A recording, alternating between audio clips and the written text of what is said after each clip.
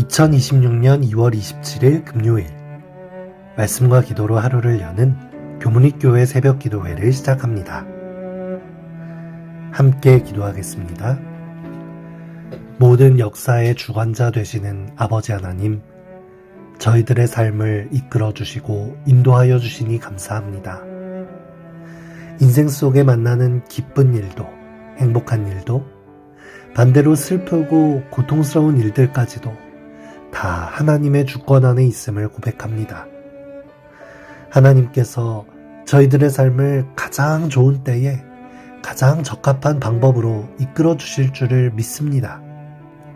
이 세상의 죄와 저희 마음속에 있는 죄, 그 모든 것을 아버지 다루어 주시옵소서. 저희들이 죄에 그저 익숙해지고 무뎌지는 것이 아니라 하나님의 훈련하심과 단련하심을 기쁘게 감당할 수 있는 믿음 또한 허락해 주시옵소서. 우리의 모든 죄를 담당하신 예수님의 이름으로 기도드리옵나이다. 아멘. 성도 여러분 안녕하십니까? 어느덧 한 주를 마무리하는 금요일 아침입니다. 유다의 멸망이라는 무거운 주제를 묵상한 이번 주였는데요. 오늘 마지막 시간은 심판 너머에 있는 소망이라는 제목으로 말씀을 나누고자 합니다. 먼저 하나님의 말씀 예레미야 애가 1장 1절로 3절의 말씀을 보시겠습니다. 슬프다 이 성이여, 전에는 사람들이 많더니 이제는 어찌 그리 적막하게 앉았는고. 전에는 열국 중에 크던 자가 이제는 과부같이 되었고, 전에는 열방 중에 공주였던 자가 이제는 강제 노동을 하는 자가 되었도다. 유다는 환난과 많은 고난 가운데에 사로잡혀 갔도다. 그가 열국 가운데에 거주하면서 쉴 곳을 얻지 못하며 그를 핍박하는 모든 자들이 궁지에서 그를 뒤따라 잡았도다. 결국 유다는 바벨론에 의해 함락되었고 성전도 성읍도 모두 폐허가 되었습니다. 유다의 왕은 포로로 잡혀가서 생명을 잃었고 백성들은 쇠사슬에 묶여 먼 이방 땅 바벨론으로 끌려갔습니다. 과거에 국가 간 전쟁에서 패했다는 것은 그들이 섬기는 신들의 싸움에서도 패배한 것으로 여겨졌습니다. 그렇기 때문에 바벨론은 자신들이 섬기는 신이 이스라엘이 섬기는 하나님께로부터 승리했을 것이라고 여겼을 것입니다. 이것으로 하나님의 백성 이스라엘의 역사는 모두 끝난 것처럼 보였습니다. 하지만 하나님의 시간표는 유다의 멸망 사건에서 멈추지 않았습니다. 하나님께서 패배한 것처럼 보이는 순간도 사실은 하나님의 주권 아래 속해 있었고 하나님께서 허락하지 않으시면 일어나지 않을 결과였습니다. 예레미야는 이스라엘의 멸망에 대해 말하면서도 그에게 맡겨진 예언은 그 멸망 너머 희망에 대해서 말하고 있었습니다. 예레미야 29장 11절의 말씀입니다. 여호와의 말씀이니라. 너희를 향한 나의 생각을 내가 아나니 평안이요 재앙이 아니니라. 너희에게 미래와 희망을 주는 것이니라. 하나님께서는 단순히 심판을 내리시려는 것이 아니요 당신의 백성들을 깨닫게 하시고 다시 돌아오게 하려는 계획임을 선포하시는 것입니다. 가장 절망적인 순간에도 하나님의 백성들이 희망을 가질 수 있는 것은 하나님의 본심은, 하나님의 본성은 평안을 주시기를 바라시는 분임을 우리가 알 수 있기 때문입니다. 지금은 그 결과를 이해할 수 없는 절망과 멸망일지라도 그것은 영원한 것이 아닙니다. 하나님께서는 바벨론 포로 기간의 기한까지도 미리 예언해 주셨습니다. 전절인 예레미야 29장 10절입니다. 여호와께서 이와 같이 말씀하시니라. 바벨론에서 70년이 차면 내가 너희를 돌보고 나의 선한 말을 너희에게 성취하여 너희를 이곳으로 돌아오게 하리라. 예레미야가 썼던 슬픔의 시 예레미야 애가도 그 마지막에는 하나님의 주권을 찬양하며 다시 회복될 날을 소망하며 마무리합니다. 예레미야 애가 5장 19절에서 21절입니다.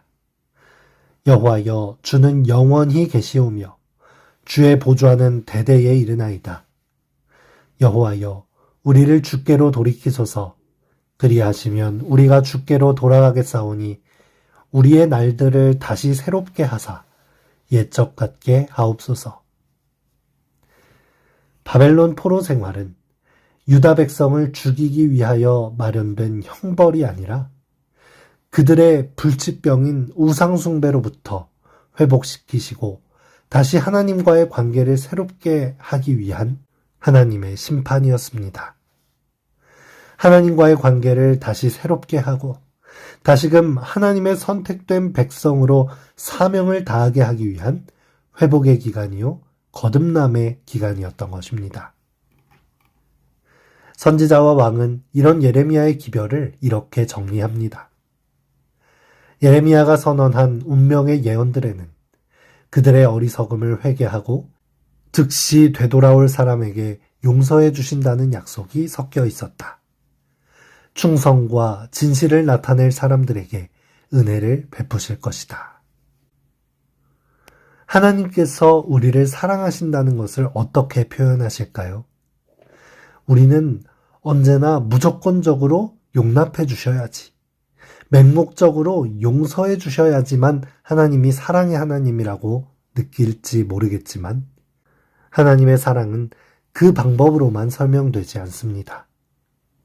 하나님께서는 우리의 삶을 죽음으로 그늘지게 하고 썩어가게 하는 이 달콤한 죄의 영향력으로부터 우리를 단호히 떼어내고 싶어 하신다는 사실입니다. 동상에 걸려 썩어 들어가는 손가락을 잘라내야만 하듯이 때로는 시험과 고난의 칼로 우리의 죄를 눈물을 머금고 도려내시는 것입니다. 하나님께서 우리의 죄에 대하여 심판하실 때, 우리의 죄를 다루실 때 그것을 두려워하지 마시기 바랍니다. 그 심판은 오히려 우리를 다시 회복시키게 하고 거듭나게 하시며 내 힘으로는 도저히 떨쳐낼 수 없었던 뿌리 깊은 죄의 뿌리를 잘라낼 수 있는 절호의 기회입니다. 사랑하는 성도 여러분, 혹시 우리의 삶에 바벨론 포로 생활과 같은 길고 고통스러운 터널이 있으십니까? 내가 원하지 않았던 건강이나 재정적인 문제, 인간관계의 문제 속에서 눈물 흘리고 계십니까?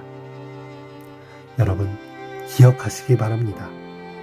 하나님께서 우리를 향해 품으신 생각은 재앙이 아니요 평안입니다. 희망입니다. 시련의 시간이 지나고 나면 우리의 마음속에 덕지덕지 붙어있는 모든 죄의 찌꺼기들이 다 타버리고 순결한 정금 같은 믿음만이 남게 될 것입니다. 하나님의 심판 너머 희망을 바라보시는 이번 안식일이 되시길 바라겠습니다. 이 아침 함께 기도할 제목입니다. 고난과 시험 너머에 있는 하나님께서 준비한 평안을 주목할 수 있도록 나의 죄를 가볍게 여기지 않고 진정한 회개를 통해 순전한 믿음 갖도록 다가오는 안식일 드려지는 모든 예배와 예배 순서자들을 위하여 안식일 학교 임원들과 각 소그룹 교사와 목자를 위하여 우리 교회의 구도자와 새신자들을 위하여 함께 기도하겠습니다.